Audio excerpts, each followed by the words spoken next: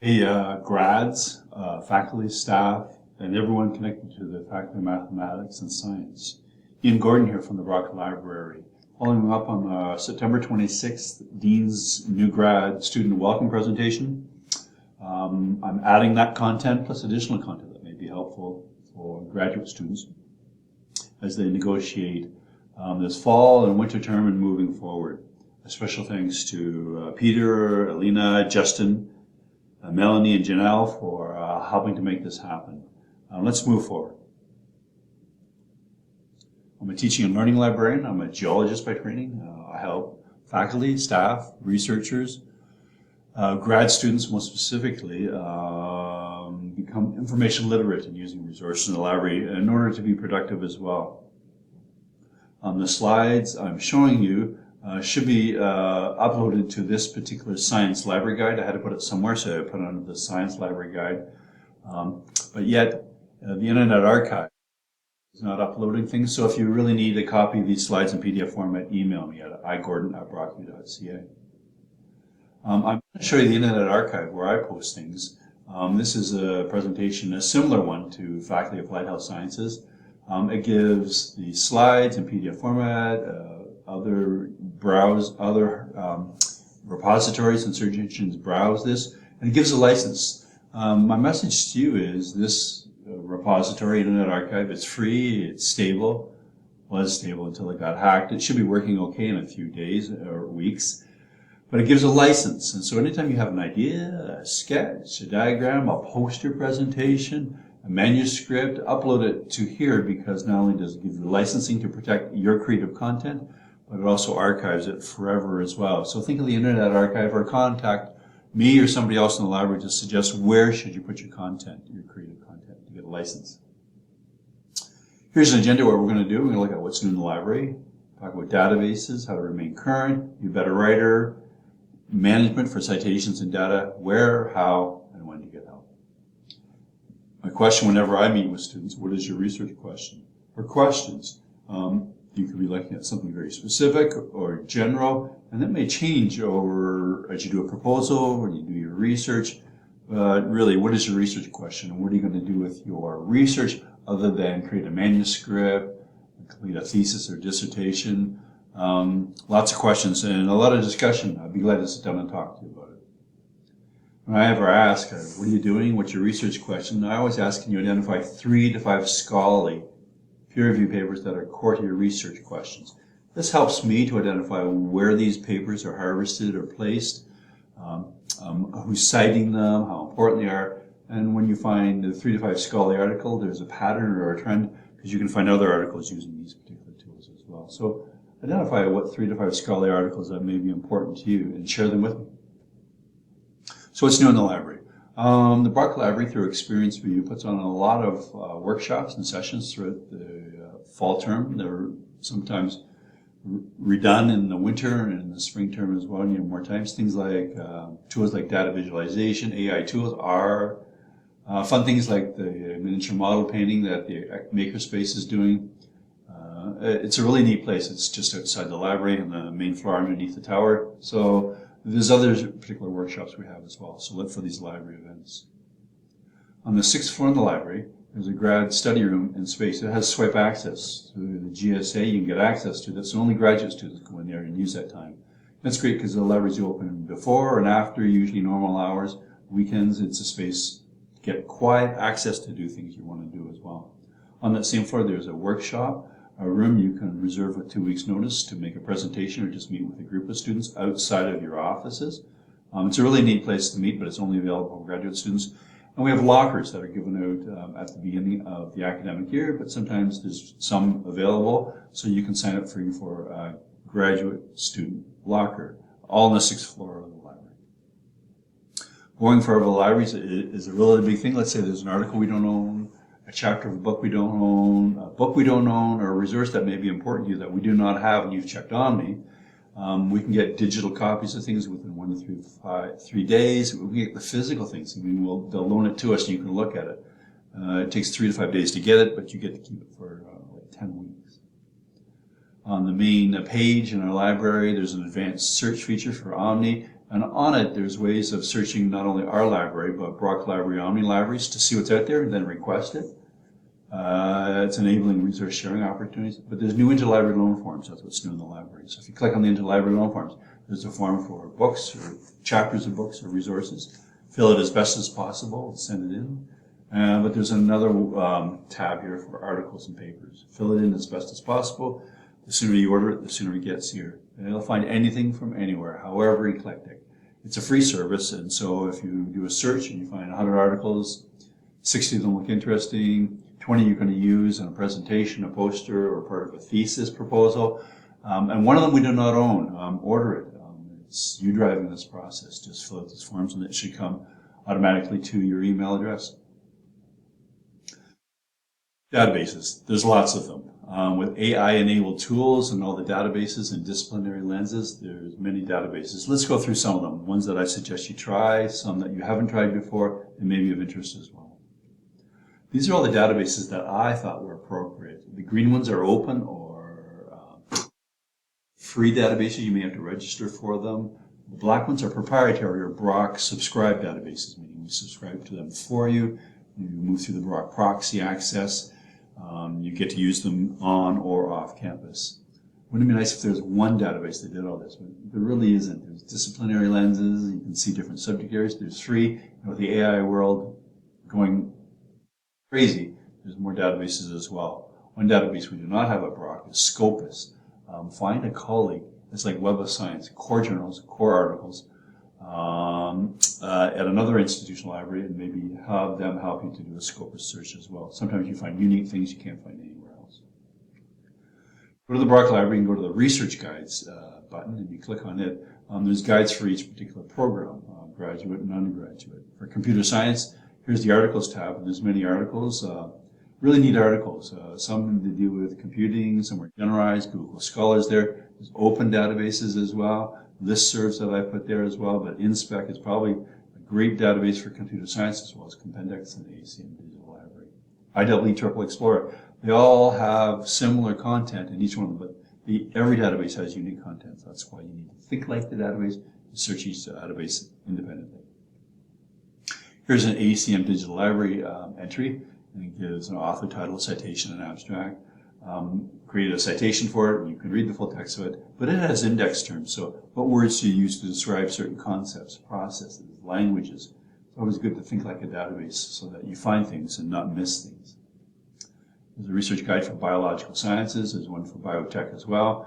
It has a number of libraries like Biosis. Web of Science is a really great search database. So here's a Biosis citation index. It has a Web of Science interface. An article, citation, categories, concept, taxonomic units, chemicals, names, and so it helps to speak the language of bio and biotech.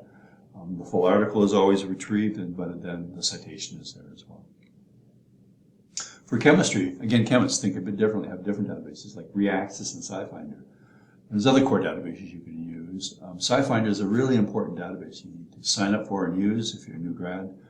And it has interdisciplinary applications as well. So here's an article in chemistry. You speak of reactions and properties, structures, names, concepts, and you can find the whole paper there as well. Research guides for physics. Again, physics is different than chemistry. There's different databases that you may want to use. InSpec is a really important one. Here's a general article by a Brock researcher. It gives the bibliometrics. It gives the abstract. The indexing terms is really neat and connects to the full text paper as well. Here's another InSpec search by another Brock researcher. And if you can look at it, you have to speak the language of the database. It has indexing for concepts, structures, material types, processes. Sometimes it's hard to know how to search the database, but if you find one article, you can help to find other ones. It also includes chemical indexing for doped, superconducting, which is really hard to describe compounds so that you can walk away thinking that you found things on a particular topic, and link to the full text. In the Brock Library, we have, under the Search tab, a list of resources, including Omni, but there's a list of databases there as well. We have over 383 databases we list in this inventory. Some are open, some are AI-driven, some are proprietary databases, but they're all here listed in alphabetical order, or by keyword, subject, or by type of database, meaning scholarly or data or an open database as well. Again, here's that list of databases that you may want to use. Some things you may know, some things you may not know. Let me just show you a few of them, how important they may be to your research. Have you used any of these? These are text mining or large language modeling databases as well. Google Scholar is familiar. Undermine you may have used. I just want to show you. I could fill this screen or 2 or 3 screens with different databases that are right there.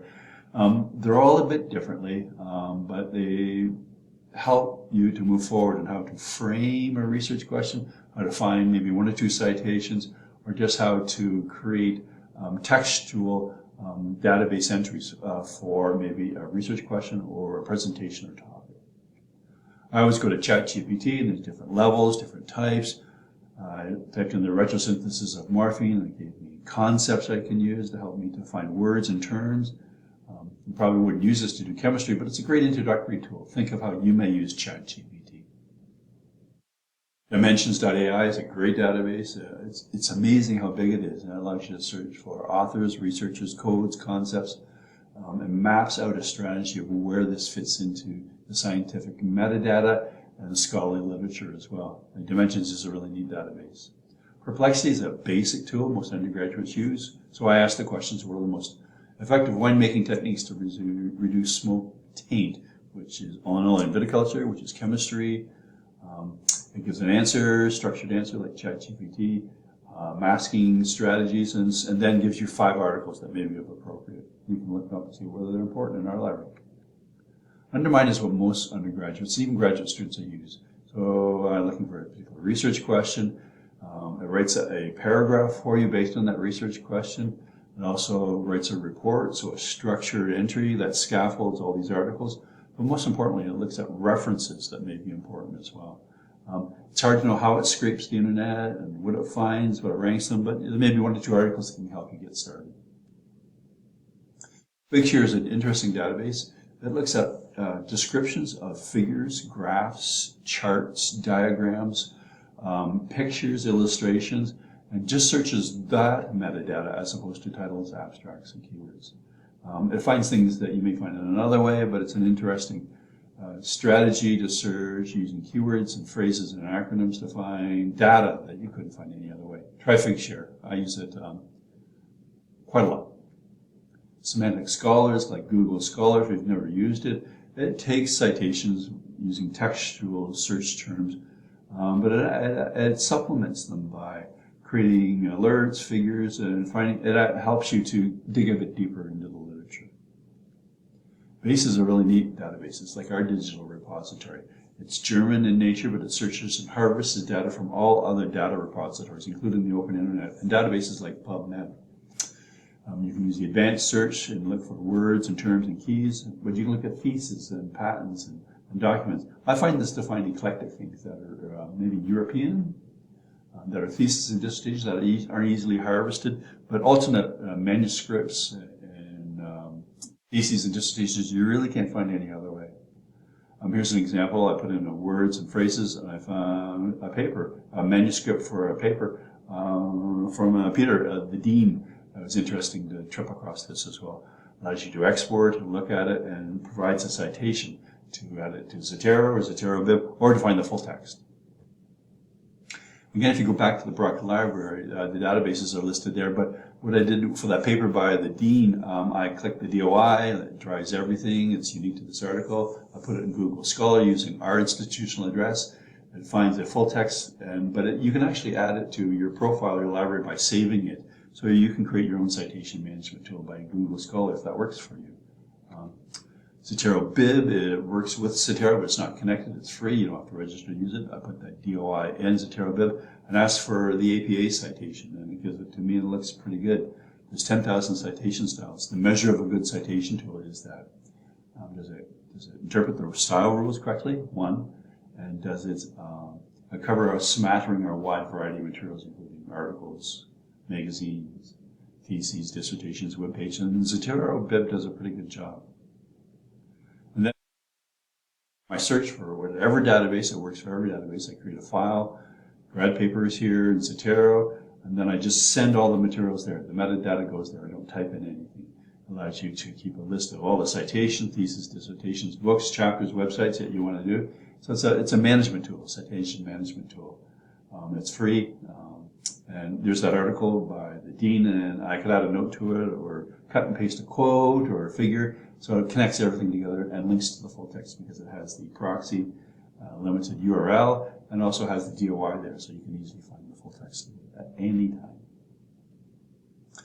Finding theses and dissertations is usually a good tool. Not only are you finding scholarly literature for your domain or your research question, but it's always good to find a thesis or dissertation to help phrase something, whether it's at Brock or anywhere else, to find new data. And for new and emergent areas of research, theses and dissertations are unpublished, meaning they're gray literature. They're like, they're not articles or books, but they're excellent resources, especially if you're doing a master's or a PhD dissertation. Every guide, this one for physics, has a gray literature tab on it. Lists things like patent standards and trademarks, OERs, open education resources, but there's a tab for thesis and dissertations. This tab opens up this window. It allows you to look at the Brock theses, Canadian International theses. There's no one database for theses, primarily because they're unpublished. They're all over the place, and they're for different levels and different institutions for different nations. Our own Brock repository, hopefully your thesis or dissertation will go into a category so you can search within this database, or you can browse through a listing of the thesis type, MA, MSc, PhD that you're looking for as well. U.S. or international theses are great to find. There's different tools because there's no one way to do this. ProQuest Dissertation Thesis Global is a database dedicated to that research. The base database I showed you is great to finding international sources. And WorldCat helps to find international theses and dissertations. And they also work each other and supplement each other. Finding a good thesis or dissertation is something you should probably do, or we can help you to do that as well. But for whatever database you're looking for, whether it's scholarly, whether it's data-driven, whether it's a service, or you're looking for books or theses, to find your research topic or question, you kind of have to have that figured out. Identify key concepts and keywords because it's just not like throwing a research question into the database. Sometimes you have to be specific and introduce key concepts. Build your search, run your search, but critically evaluate your search, whether it's working or not. If you get nothing, or you get too much, refine your search and do it again. Or book a consultation with someone in the library. We can help you to do this because we're experts at this particular process. Strategies to remain current. Science is expensive, it's competitive, and new things come out all the time. So you really need to remain current rather than doing a proposal and waiting to see what's done. You want to know if someone scooped you, whether there's something else, or what people are doing elsewhere as well. Really important to book a consultation with an academic librarian to develop strategies to remain current. Because there are too many places to look, for too many papers, which takes too much time. This may result in feelings of inadequacy, frustration, lack of agency, meaning you just kind of feel frustrated. This is a paper I did in 2020, and this is what one faculty member said. We can help. It is tricky. There's no one shopping store to shop and one place to look, but we can help you to develop a strategy to remain current as well. You can run alerts or RSVs from individual databases or from publishers to get citations and table contents by email as they become available. So once a week, once a month, it sends you, or whenever it happens, it updates you and sends you an email with the content. So you find out at the time when it's released. Here's an example from Decisions Analytics Journal. It says sign up for alert. Ask colleagues or research group members what they do. Share Zotero group accounts, search for ideas. So here's the cloud account at Zotero. You can develop a group library. This one is called Group Contingencies. And so if you're working in a lab, as part of a team, everyone can contribute to a Zotero group account. What's new, what's happening, and you can look at it at any particular time. Another strategy is to check out individual databases for its citing search services to identify new cited articles for individual publications. Here's the databases I go to: Google Scholar, Web Science Complete, Semantic Scholar, PubMed does, and the Dimensions database. So if there's an article or concept or search strategy, it runs in the background and sends you updates. Google Scholar does that. Not only can you save and you can cite things, this article has been cited 39 times since it was published in 2018. Interesting. Dimensions does the same sort of thing. Semantic Scholar does the same sort of thing. It actually lists and updates it all the time. Web of Science runs it well. So here's a search strategy in Web of Science. I looked at topics, titles, and so I ran the search and I grabbed 20 or 30 or maybe 100 citations. But when you look at results, you can sort them and rank them and look at them and add them to a folder to be exported as Zotero. But it tells you how do you analyze results, meaning what is this telling me? A citation report, but you can right there create an alert for anything. You can create alerts for citations, meaning I'm following this key citation by maybe my faculty advisor. I want to know anytime anyone has cited it at any time and tell me what those articles are. For journals, tables of contents, searches like the search I did here, it'll update the search and run it 24/7 and it just sends the new citations maybe once a week by email. Author, you're tracking someone. There's many different ways of doing that, but I do this all the time for many things. Google Scholar can do this for you. It works with your Gmail account. You can create alerts using this sort of thing with different databases. So remaining current is always a good thing rather than waiting till you defend or you're curious. It's something, a strategy you should keep updated so that each week or each month you sit down and look at the citations that may be appropriate for you in your research. How to be a better writer. Well, do you use any of these? Many undergraduates and graduates use these. Ask about what they use them for, how they use them. They'll help you to be a better writer, organizer, help develop thoughts. We have books in the library that are disciplinary, like writing the biological sciences or chemistry, or the sciences, technical reports, or in chemistry. This is a matter. There's probably a writing guide or handbook that's appropriate for your subject or disciplinary area. There's books on how to write a thesis as opposed to a dissertation. How to be a better writer. These are all in our library, and they're usually digital format. You may wonder, well, what do I thought I'm a pretty good writer. No, I've always looked at one of these sorts of things and found them, or you may find these on your own. There's a chapter or two that may just help me to be a better writer. Here's an example, 50 things to think about when writing a thesis. Chapter 36 is when to use the I versus the we.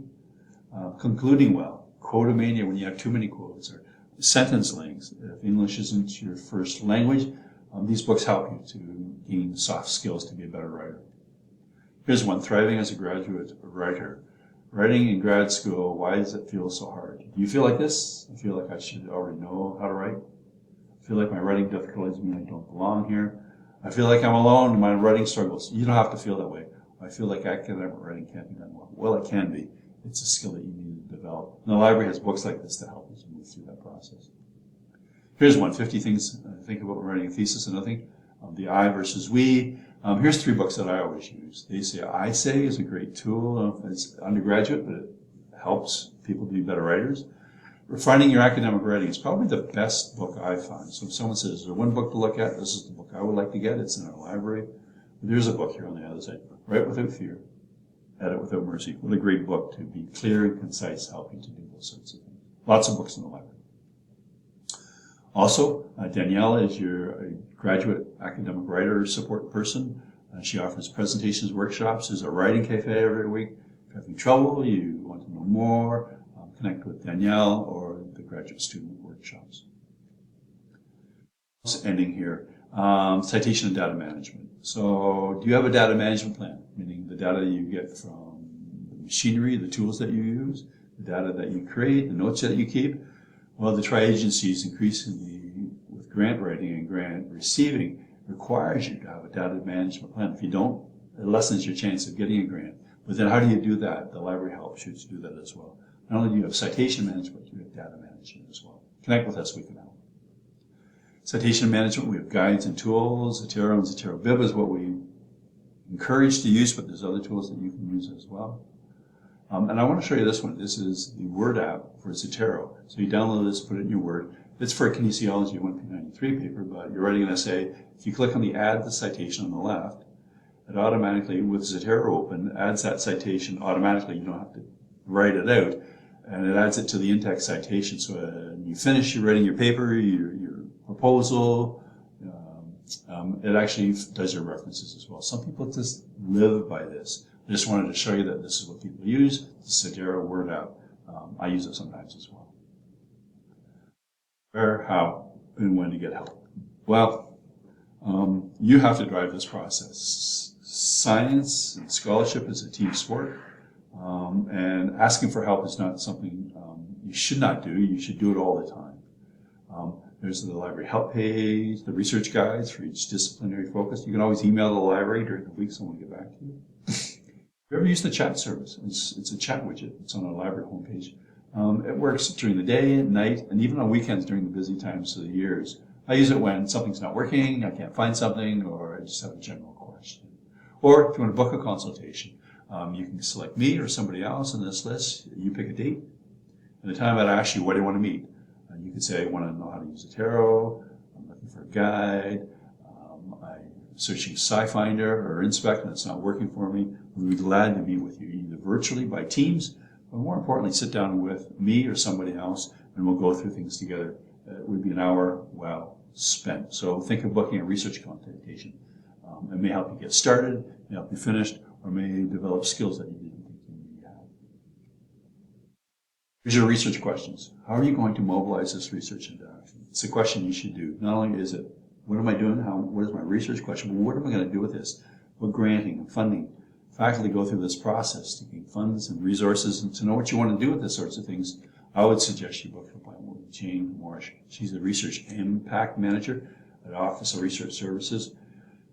Book a consultation with her. She'll ask you, so what are you doing? How are you doing that? How are you mobilizing your research? Are you keeping data and citations? This person is just simply amazing. Last but not least, if you don't have an ORCID ID, if you have a common name, get an ORCID ID. They're free, and it'll follow you the rest of your life, whether this thesis or dissertation is an end to what you want to do, or as you move through the rest of your life. For grant proposal and writing and for putting manuscripts into journals, they often require you for a ORCID ID. Do it now, and if you have an ORCID ID and you have a common name, put your initial or put 3 names. Make sure it's unique. So search the database first before you decide on what your name will be in your ORCID ID before you make it public or keep it private as well. So do that today. This particular graphic or picture just kind of emphasizes that the academic library is a valued team member. You don't have to go it alone. We can help you, support you. You may never use us, but just as you have a faculty advisor, a graduate student advisor, many people in the grad office, the dean's office, academic libraries are key partners that can help you to work through problems and issues, to find materials, to know and feel comfortable that I think I've got this, or how do I follow and trace, or how do we keep updating and doing all those sorts of things as well. So we're a valued team member. We really want you to be information literate. So we want you to know how to use the tarot. We want you to know how to use those writing tools. We also want you to be information literate, which means you can identify, you know what your research question is. You're able to find what databases, how do I use those databases, and know when I'm done.